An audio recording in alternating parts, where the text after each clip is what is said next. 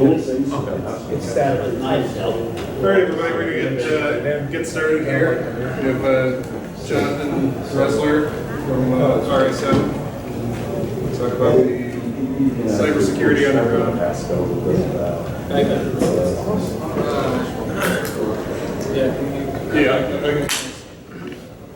Good afternoon, everybody. Jonathan Dreasler at RSM. A couple things about me. I am actually local, so I got to sleep in my own bed this morning and last night, so can't complain about that, right? So it is very appreciative when you get to come to something like this. As John said yesterday, you don't have to fly to Vegas, you don't have to go to Chicago. It's nice to have something here local in the Flood City. So I've been with RSM 7 years as of yesterday, actually. I sit in our security, privacy, and risk practice, where we focus on a number of different things, but the number one is cybersecurity. If you've heard of McGladrey, RSM used to be McGladrey. So a little background on us: we are audit, tax, and consulting with a focus on industry and then different regions of the country. We've got a whole bunch of offices throughout the United States. As you can see, I like to point out we have a big cluster in Iowa. So we are actually founded in Iowa, and we are still an Iowa company. So today what we're going to go through are some of the current landscapes that what we see. RSM, we serve the middle market. So what that means is revenues of under 50 billion, typically most of the time. So this is going to be very much customized to what we see on a day-to-day basis, as well as some of the cyber insurance trends that we'll go through here in a little bit. We'll go through the top 3 things that we see at RSM and that our clients are dealing with, as well as some cyber threat intelligence and shedding the light on the dark web as well. So what are we seeing now? 4 different things. Number 1, privacy, security. It's the hot topic. It's what's happened in 2019. It's what's different from a year ago when we would have seen you at CornCon. Business partners, third-party risk management. Who's connecting in, who's connecting out, who controls those connections. Network espionage. People inside the network, either by an employee or somebody that's in and pushing things out that shouldn't be. Very simple stuff. And then the 4th one is regulators. We're going to see here in a second the largest stuff that, as far as fines have gone in history. So in the United States, there are a lot of different things, but specifically in the news recently, Facebook. Most of us have heard of Facebook. You might even have a Facebook account or have since deleted it since you left college. Ton of money, right? Ton of money. But that's no surprise there. For Facebook, yeah, it actually might make an impact. But for other folks, what does the real impact? How is this going to trickle down? And the way this trickles down is the next one. This is significant because what it does is the FTC, when they implemented this fine right here, they did a few things that FI does a little bit, but you heard it in a couple different speakers yesterday when we talk about C-levels and board needing training in cybersecurity and IT security, data privacy. What happened here is they made the CEO directly responsible for the data privacy program. That is new. That is specific to what's going on here. And then the other thing that they did, and we got to remember, Facebook is not in a regulated industry like banking and healthcare, for example. They also made third-party assessor a requirement looking at the systems because they have so much data. So from a significant standpoint, everybody's kind of used to the board or the subcommittee being responsible for cybersecurity or data privacy. This added additional layers of oversight. In the United States, again, we hear about things, data privacy, IT security. However, it's not new in the US. A lot of people just don't think of it this way. Cybersecurity, HIPAA, for example, has been around since '96. 2009, the security rule was implemented, which covered IT. So in the US, IT security and data privacy, although we talk about regulating bodies, it's not new in the United States. It's just been industry specific. Graham-Leach-Bliley, that's going to cover your banking institutions. That's going to cover your financial institutions as well. Banking, financial institutions. It's going to cover your educational institutions as well. PCI, not new. FERPA, who knows what FERPA is without reading the slide? Who's heard of it before? Couple? Okay. Your universities, your elementary schools, your high schools, the data that they hold is actually regulated. They have to keep that data secure. It is a federal law. Okay. And it's been around for a while. So again, point is that this is nothing new. And going on here and moving on, why do we care? Supply and demand. We're protecting things, data privacy, IT security, for a reason. Because we, those of you that have taken economics, understand that when there's a demand for something, people want to pay for it. Okay. Our data that's being housed at your healthcare institutions, at your financial institutions, wherever, is worth something. And through the research that we've done, and we'll go through the net diligence report here in a second, this is what things cost. So on the dark web, if you want to buy medical records, they're for sale for anywhere from $1 to $1,000.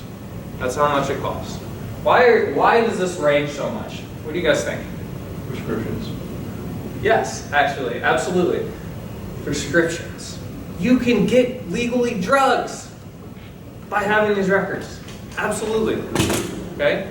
You can also assume an entire identity just by a complete medical record. Think about it. When you go to the hospital, what information do they have on you? Everything. Driver's license, social security number, insurance, address, date of birth. Some of them even have your stinking license plate number. The other one that we'll get to in a minute, this one is loyalty accounts. That's my favorite one. That's the most interesting one. I am very, very proud of my Marriott point balance.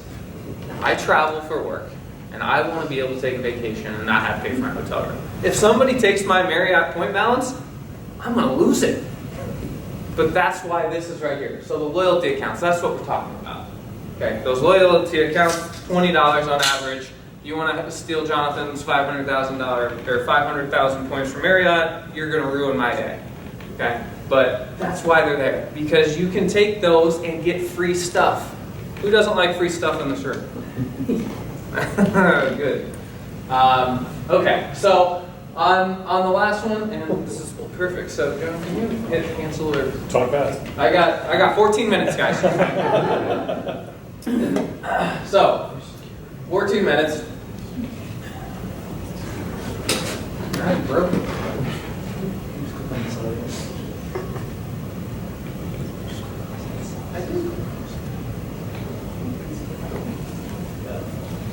There we go. All right. Social. We're going to talk about three things that we're seeing in the middle market that are most popular. Who's heard of this guy? I'm taking a straw poll. I don't think anybody has, because I sure as heck didn't until somebody showed me this slide. Social engineering is not a new thing. It is not new when computers came out. Okay? This guy right here, yellow kid, sold talking dogs. I got a great dog. She absolutely does not talk. Okay? Sold land. Made $2 million in the 1890s.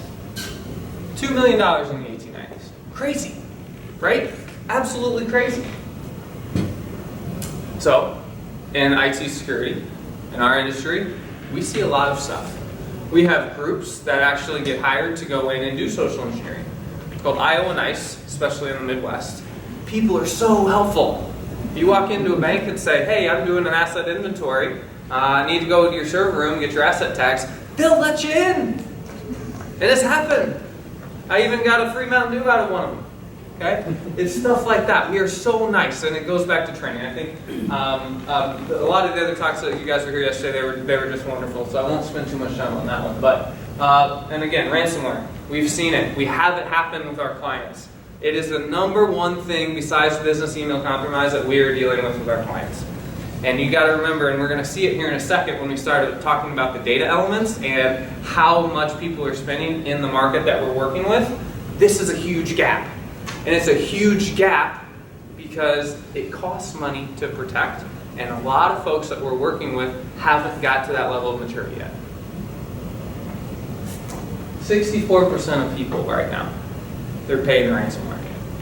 Why? Why is that number so high? Who said that? Yes. If ransomware, if you pay the money and never got your information unlocked, the whole market crashes. But if I'm going to pay my Bitcoin or however many Bitcoins I'm going to negotiate, because if they do negotiate, they're going to, in most cases, unlock my data. And the cycle then continues. Business email compromise. You've heard it from other speakers. I was just speaking earlier across the hall, one of the keynotes, talking about how she got an email from herself that said, do you have a second to talk? It's real, it's happening. It absolutely is. And what's happening is a couple different things. People are getting these emails, and we are helpful by nature. If I send Jonah an email and say, hurry up and do this, Jonah knows that I actually need help, because when I reach out for help, it means I actually need it, right? That is how we are and interact with people. So that's what's happening.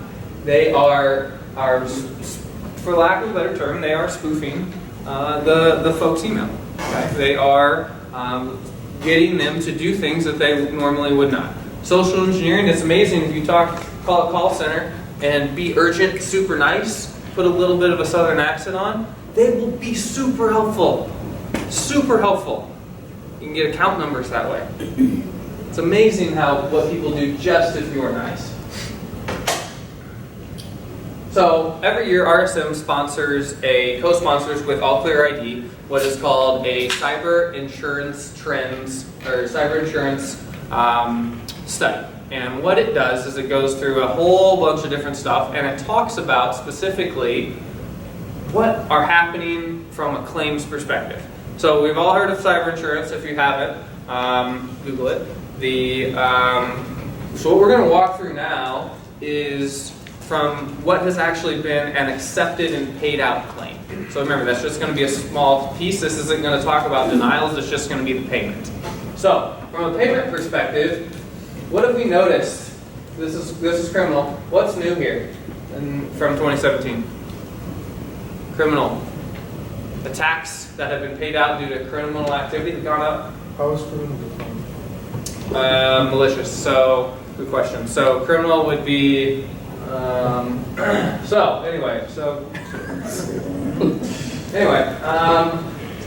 We'll go to the next slide and we'll tell you. So, can you hit the next slide? Thank you. So, criminal in this is going to be talking about. It's going to be the left side. So it's going to be your hackers, ransomware, malware, and then you think for your accidents. Does that make sense? So causes of loss in 2018. Number 1, an attack. Number 2, other. Not very helpful, right? Ransomware. This half right here. What this whole conference is about, right? Half of the claims are related to this. That's a ton. Industry, healthcare, financial services, retail. Isn't that crazy? 18%. It shouldn't be crazy because most of you know they're spending money on you, and Kleenex boxes cost $14. So it's trickling down in healthcare. You're seeing a lot of new things here. Records exposed. We'll go through this quickly. Why has it gone down from this year? A couple reasons. What happened in 2015? What else? Opium. Retail, Verizon, what? Opium. Target, right? Okay. They had to pay a lot of money in that year. So what happens when you're an insurance carrier, you get a lot of claims, you get a little bit more strict. That's how they make their money. You got to remember, insurance companies are a business. This is how they make their money. So that's why you're going to see trending down. It went up and then trending down. So we'll see what 2018 brings after the year is completed in 2019. So same thing. Data types, data sets. All critical. That's going to be something a little bit different than what you would normally think. Everybody thinks about my data, my privacy, my social security cards. What's different? What is this going to be? Company-specific data. Playbooks, blueprints, how to do the job. Not always is your specific data or a person's specific data, PII in this case, the target. It's intellectual property as well. And that intellectual property is not just the thing that you've trademarked or your slogan. It's going to be everything. How much of that intellectual property is nation-based? Exactly. That counts. Absolutely does count in this. And that's going to be the attacks. But again, from a claims study, this is focusing on the folks that had insurance over the years. Data breaches, claims by sector. Remember I talked about the market we deal with, RSM, middle market? Right here in this space. What do we got here? I know it's small to see, but small revenue, large target. Why? Worse security. Why do they have worse security? Because they can't afford to implement the security. There it is. It's not in the budget. You got to remember, if you're a $1 billion organization or $1 million organization, and you have one public-facing IT or IP address that anybody can get in and out of, but your revenue spend is, I'll make it super simple, $100 on the $1 billion side, and you only got $1 over here, and we all know security is a specific percent of that revenue that IT gets. You see how the numbers work? It's budgeting, guys. It's capital expenditures. If you're interested, this is a very, very high level. Yes, I did put a QR code at a security conference that will have a pop-up on your phone. So if you're interested to read the rest of it, it's pretty long. It's pretty interesting. But it's the net diligence study. It's on 2018. There's a lot of other things. There's more things I'm going to go into next. But if you're looking for it, it's out there. Off of this and kind of some other studies that are out there, we're going to jump in now to data breaches, cost, and then the actual odds. There actually is a way to tell you at the end of the day what are the odds. So, and I will go into that. So, since 2013, $12 billion in losses. This summer, I got a phone call at, I think 7 o'clock on a Sunday. I said, hey Jonathan, can you get over to Chicago tomorrow morning? I said, sure. Why, what happened? Well, we had a client that had a compromise. Okay, our DFIR team is already there, they're working on it. So, okay, well, that's good. What do you need me there for? Well, DFIR team's taking care of the incident response, but they need remediation help on setups and how this happened, and to explain to them in a non-technical way how this happened. Think about it, DFIR can be pretty technical. You have to be able to convert non-technical language, or excuse me, technical language in a non-technical way, especially when you're dealing with people that didn't grow up in IT or have a technical background. It's one of the many talents and why you go and look at universities like St. Ambrose that have requirements for communication classes, for example. You have to be able to talk to them. Loss. Here, that company ended up, it was something, they had a security tool in place, password manager. Password manager is what it is. It's an application. That application was not set up securely. They lost $10 million just on one account, and that was within 48 hours. Cyber insurance did cover it, but they will not cover it again. So, pretty interesting. Cost by revenue. So, this I think I like this one because total. If you look at the costs here, you look at the sizes. Cost by revenue size. So if you look at a revenue size, who's paying the most?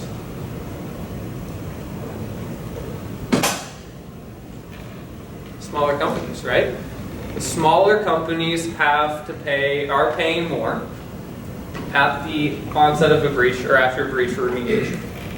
Just go back to the budgeting stuff that we talked about earlier, and the people believing that stuff is going to happen? Probably. Right? Cost comparison. Now there's a couple things out there. This one's interesting because we have the net diligence for study, we have IBMs, and then we have SIFI. SIFI is specific to financial institutions. Financial institutions, their average cost is It's significantly higher than the rest of the average industry. Any idea why that might be?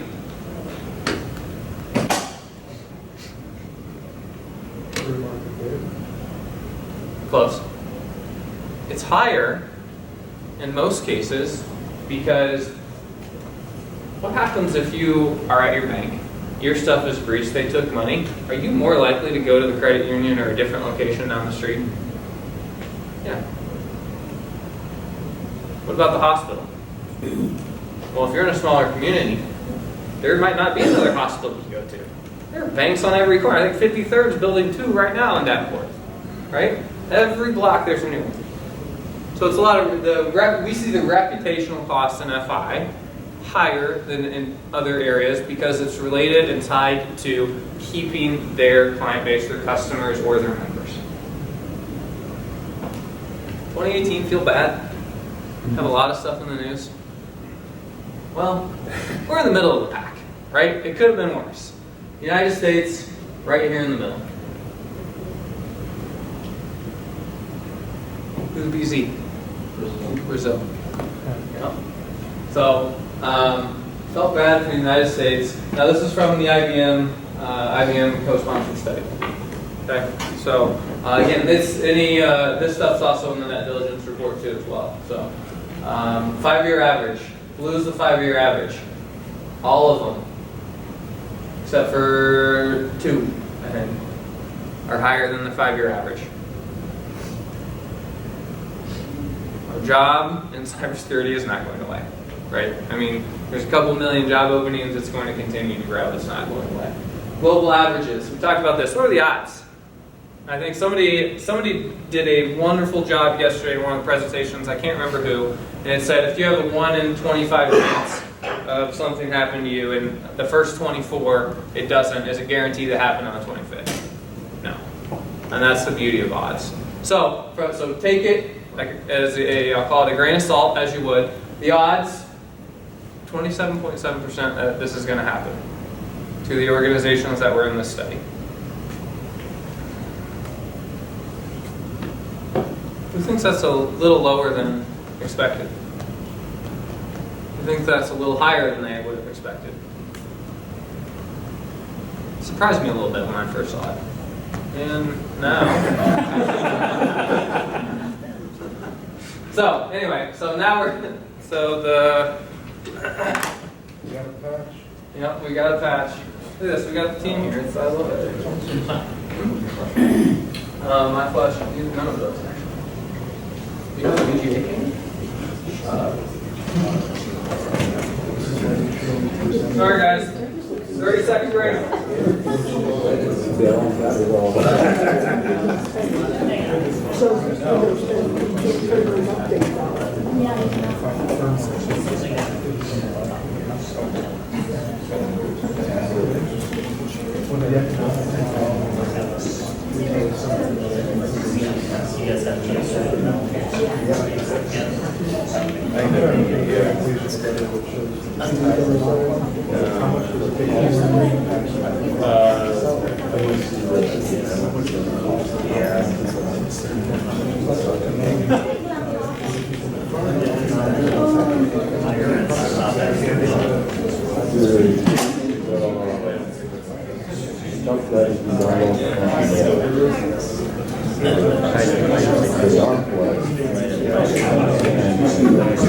And we're back. Sorry about that, guys.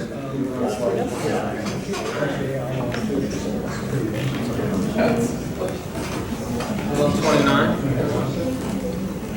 All right. So there is an importance to requiring patches to restart your computer. I don't want to have that distract us on that. That actually does need to happen. But 29. Here we go. Back to it. Global averages. This is what surprised me the most for this study. 197 days average to discovery of the breach.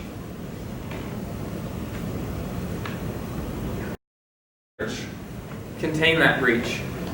69 days from the date of discovery. Why do you think there's such a large gap there? You gotta find out everything that they got into. There You you go. gotta go forensically figure it out. Exactly. So you discover a breach.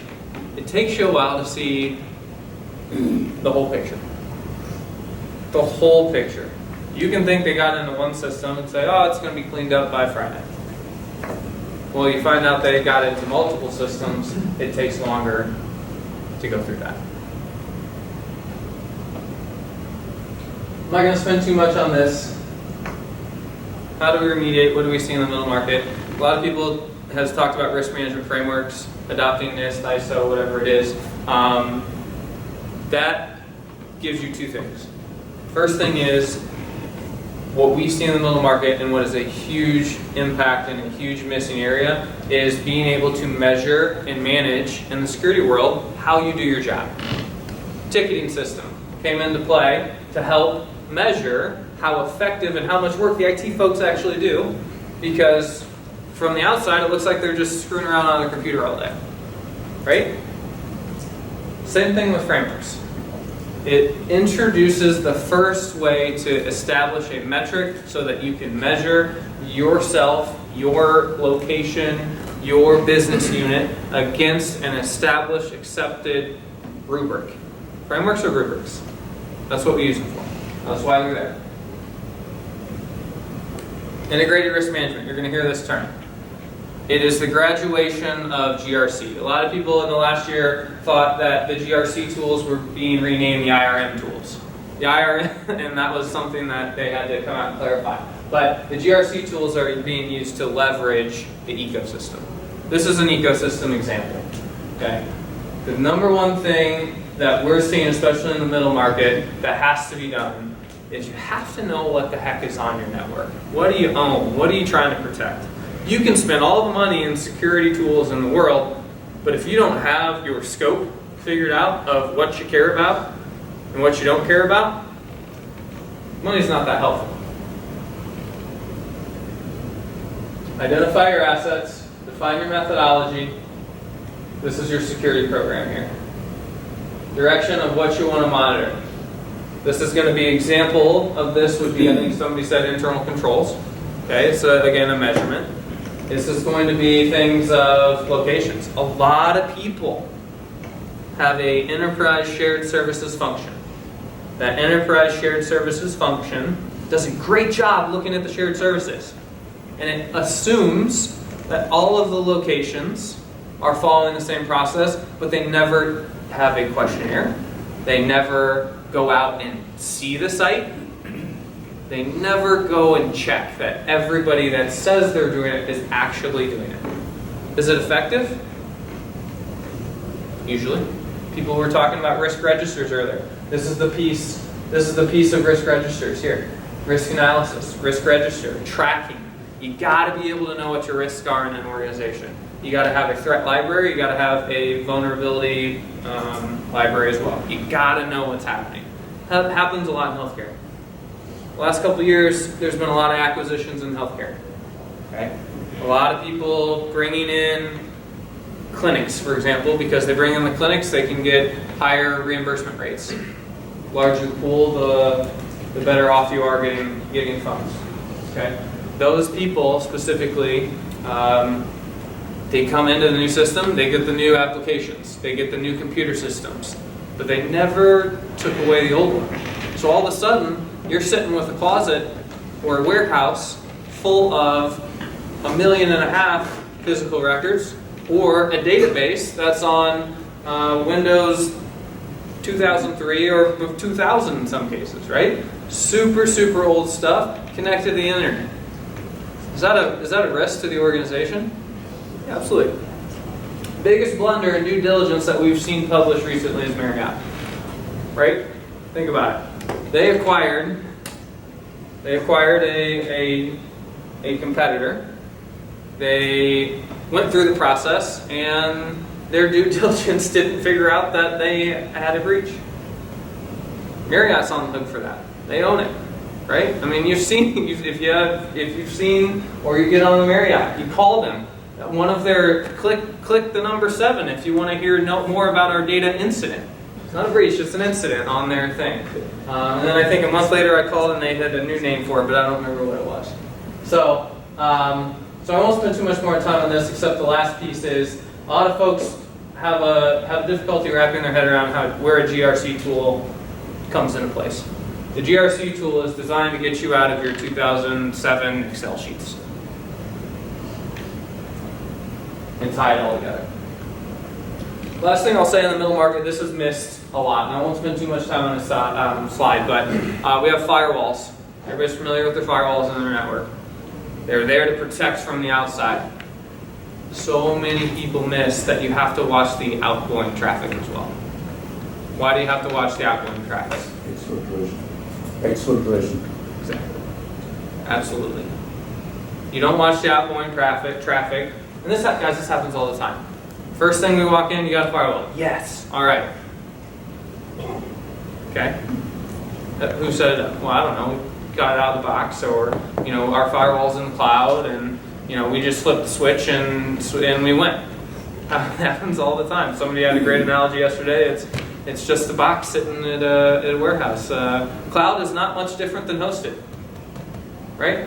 The cloud is literally no different. The only difference is the marketing folks got a hold of it, right? Summary on this section that we'll talk about is quit building silos. What do you think I mean by that? It's Eric's job to do Eric's things. It's my job to do Jonathan things. I don't give a what the heck Eric is supposed to do. I only care about what I'm supposed to do. Makes sense. That's my job. But somewhere between Eric and I, and he's leaving because he's upset. Somewhere between Eric and I, there has to be a bridge. That some like Jonah, Josh, Dr. Gary, understand what they're both doing so that from a high level, we can direct the activities of the organization to have the most effective program that you can. I must have hit the autoplay button. Does it use the one without me hitting it? Anyway. Culture. Strategic plans. Guys, it's from the top down. If your executives, your C-levels, they don't buy in, they don't do this, it's not going to happen. It's no different than those of you that have your favorite sports team. Head coach's attitude goes a long way. No different in the business world. No different in the middle market. Absolutely not. Strategic plans. No offense, guys. I don't care how good you are. You're not going to implement the most effective security program from zero by next Friday. It's just not going to happen. And that's okay. But you have to understand what risk that brings to the organization. If it's a financial risk, if it's just business or reputational, you have to understand these things to make these decisions, because when you look to build this 2 to 3 year plan, 5-year plans in some cases might be a little bit too far out because there's too many changes. I know at RSM what I did 24 months ago has nothing to do with what I'm doing today. It was a foundation, but we've graduated significantly in the last 24 months.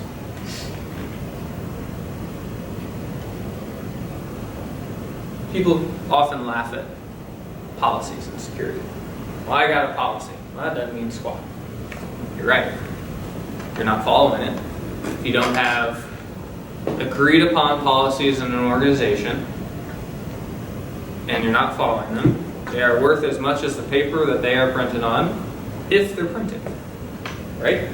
So, from a policy perspective, you have to have folks that understand a couple things. Policies are important, we get that. But what often is forgotten in the markets that we're working with is they are there for a secondary reason. That's turnover. It is the playbook of the organization to understand and sustain itself over and over and over and over.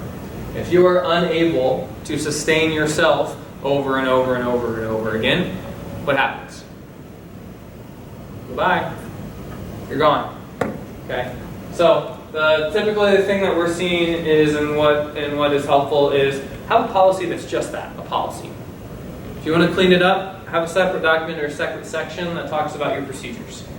Then have your attack plans and your your standards and your procedures separate in your company's version of a wiki or something of that nature.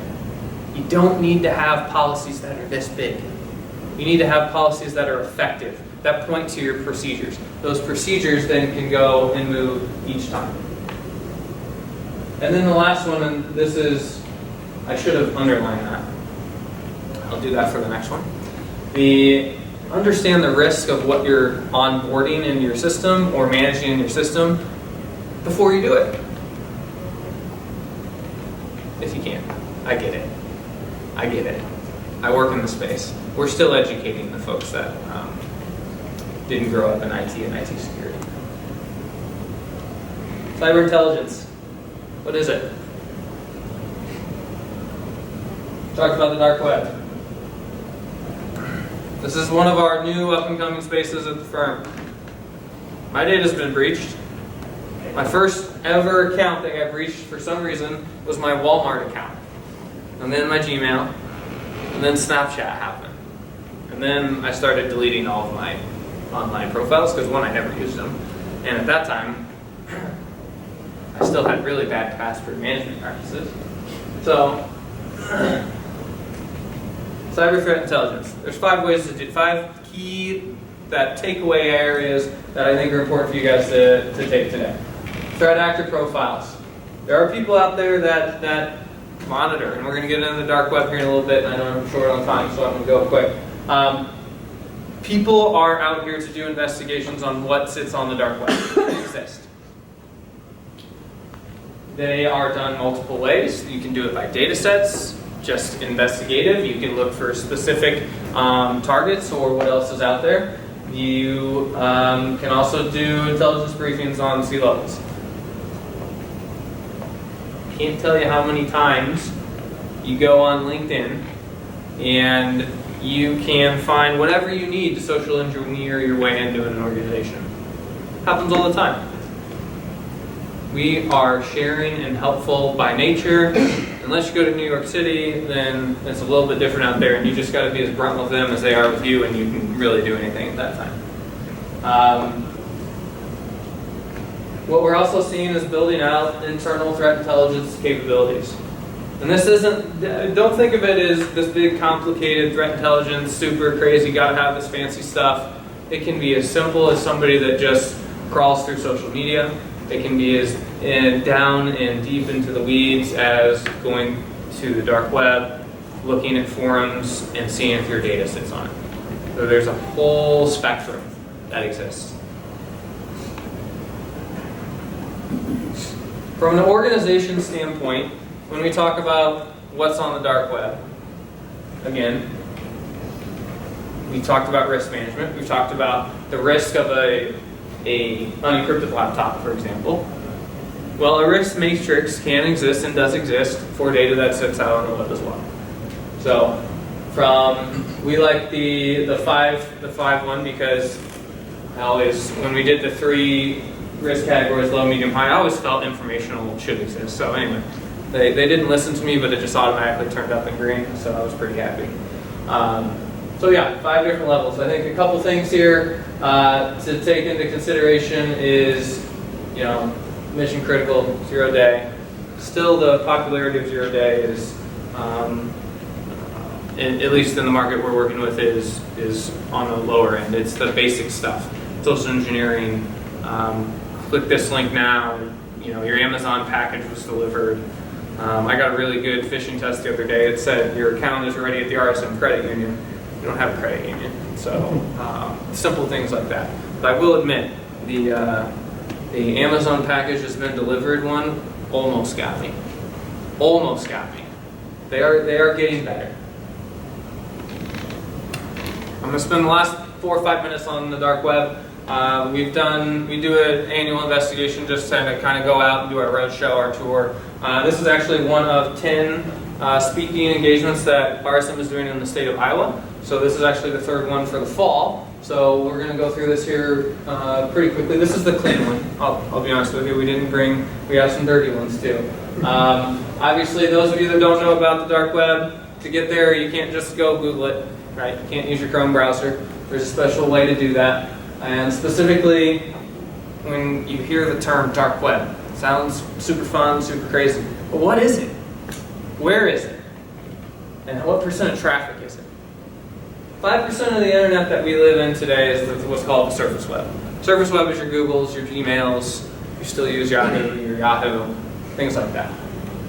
Your deep web is going to be things like your databases, your LexisNexis databases, those of you that had to use them to write some sort of paper when you were in college. And then, that's a big chunk, right? Big chunk. Think of it. How many websites do you actually go to in a day when you're not at work, just hanging out at home? Less than 10? Less than 5? Heck, I don't even try and get on my phone on the weekend because somebody else is calling me trying to do something. And then the dark web, 5%. Let's quit. 4 sites. They got marketplaces, forums, pay sites, search engines, and social media. It exists out there. It's an entire, whatever you can think of, plus more that's on the surface web that we deal with, it's on the dark web, except they're here. Anything's out there. You can get some you can be a U.S. citizen. You can there's a bunch of I think you can get passports. You can get guns. There's one in here. You can buy drugs and have it shipped to your house.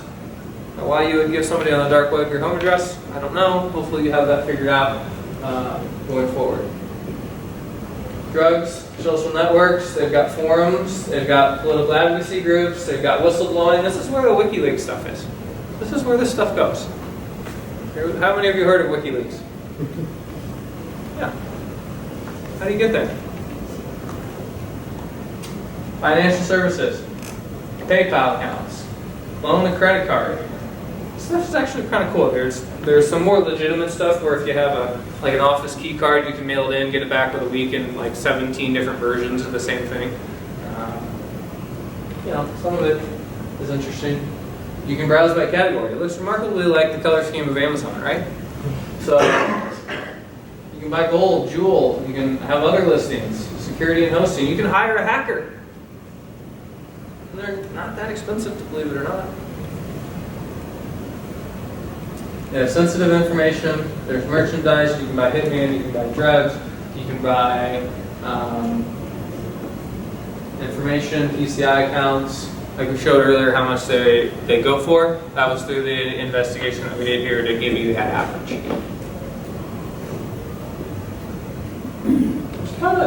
Now, who's on the dark web? I have no motive or incentive to go on the dark web. I'd rather go hang out outside. Right? Do something a little bit different.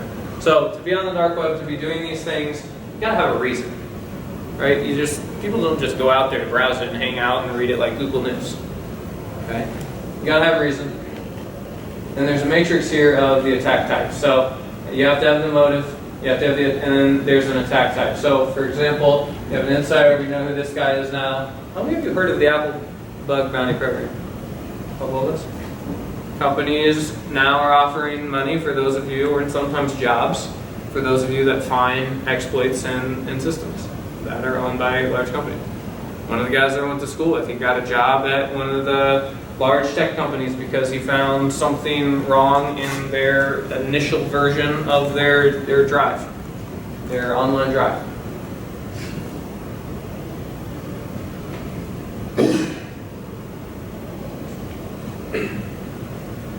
Time of the study, almost 3,600 users online. We didn't have a timestamp because my first thing was, well, is it noon? What time is this? Is this 1 a.m.? So I don't have that, but I'll see if I can find it. But we got users, and we have guests actively online. Example here, this is like one of the pages we drove down to. You can buy your Visa cards. It's credit, debit, their buck.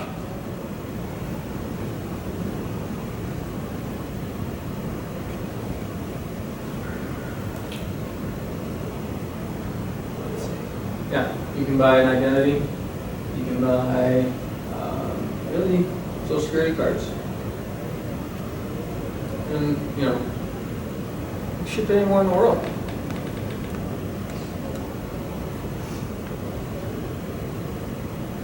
Starbucks again. Somebody can buy this account and take all my stars away. Get my free tea on my birthday.